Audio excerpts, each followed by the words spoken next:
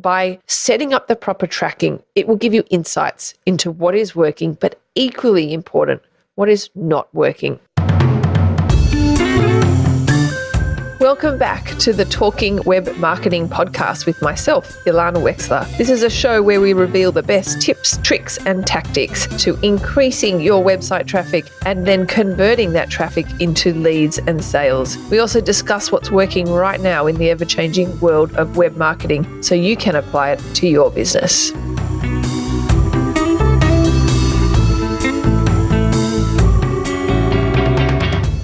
Hi, and welcome to today's show on Talking Web Marketing. I am super excited to be sharing this episode with you today because if you've run any kind of Facebook ads in the past, then chances are you've struggled or dabbled or attempted to set up the appropriate tracking. So setting up tracking in Facebook ads is probably one of the most asked questions I get asked by either clients or students of mine in our PPC Academy. So I thought, let's do an episode on this and we can answer everyone's questions. So before we get started into the nitty-gritty on exactly what you need to set up in terms of tracking your Facebook ads, the first question you might be wondering is, why do you need to set up such tracking?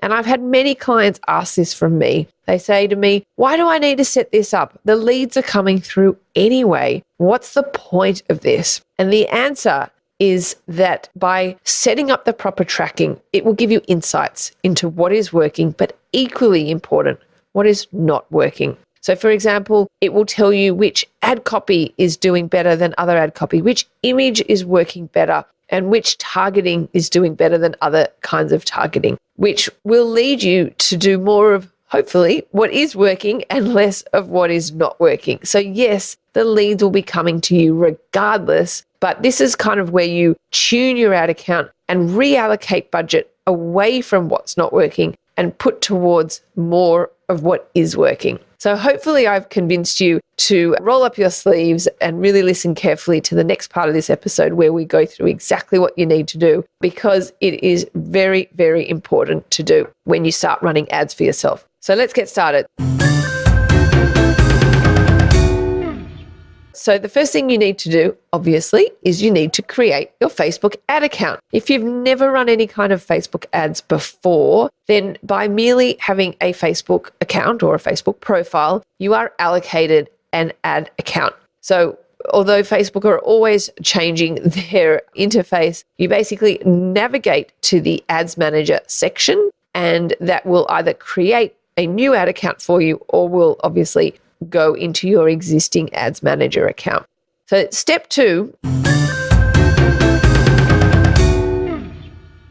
now that you've created your ad account, if you haven't already, is to install the Facebook Pixel. Now, if this is completely brand new to you, you may have seen prompts for it in your ad account already, but essentially every ad account is allocated one Facebook Pixel, and it's a little bit of code which Facebook give you, which you install on your website. So just like you probably have most likely installed Google Analytics code on every page on your website, the Facebook code, you're going to do exactly the same thing. And the reason you want this code is because it is going to enable you to optimize, as we've just spoken about. It's going to enable you to do remarketing or retargeting, which is showing ads to people who have come to your website before. But the third real benefit of the Pixel is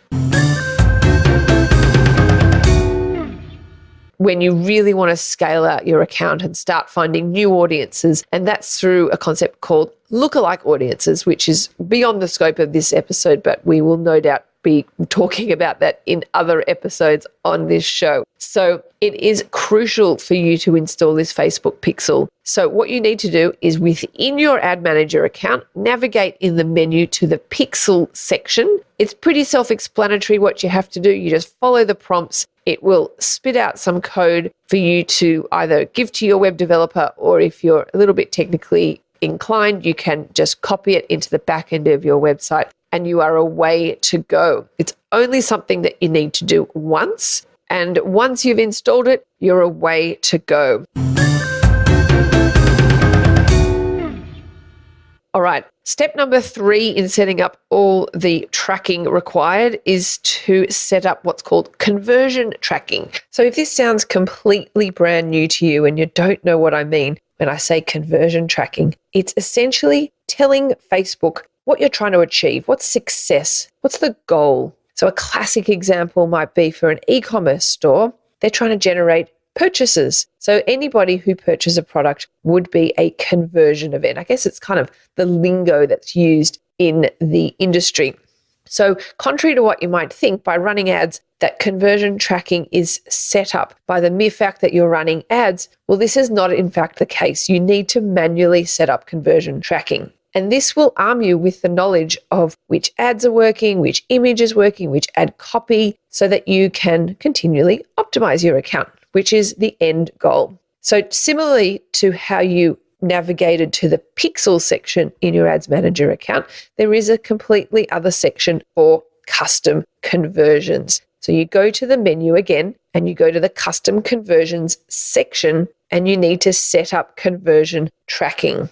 So the third step that you need to do to ensure that you have set up your Facebook ad correctly before you start running some ads is to create some audiences.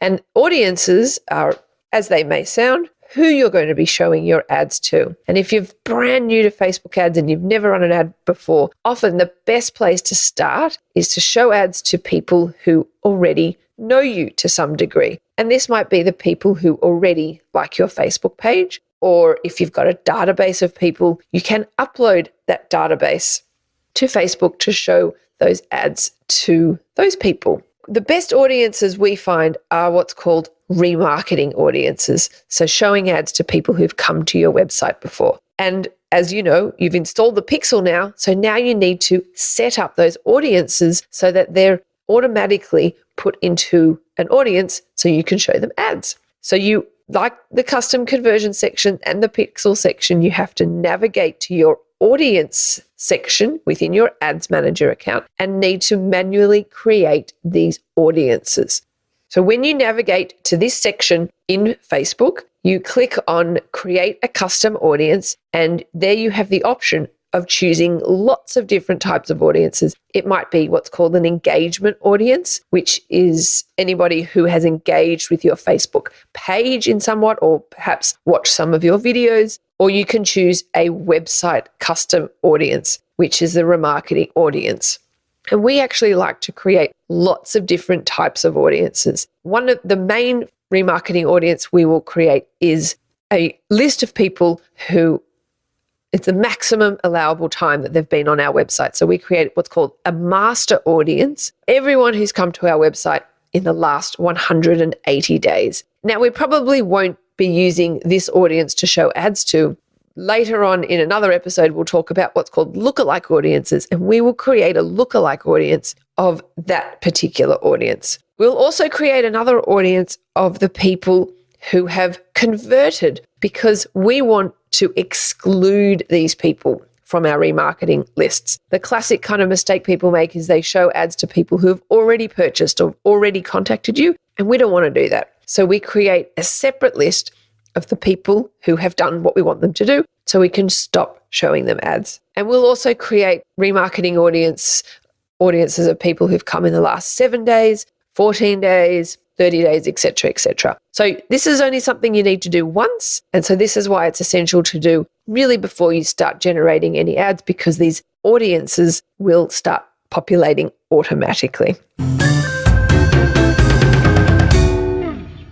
So I hope you found all this information helpful. If you're unsure whether your tracking has been set up properly, there's a little Chrome plugin, which is free, that you can install on your browser. It's called the Facebook Pixel Helper. And you can then check to see if your Facebook Pixel is firing and working correctly. So I highly recommend you install this free plugin. It's called the Facebook Pixel Helper, and it will really help you debug and troubleshoot if there are any issues with your Pixel.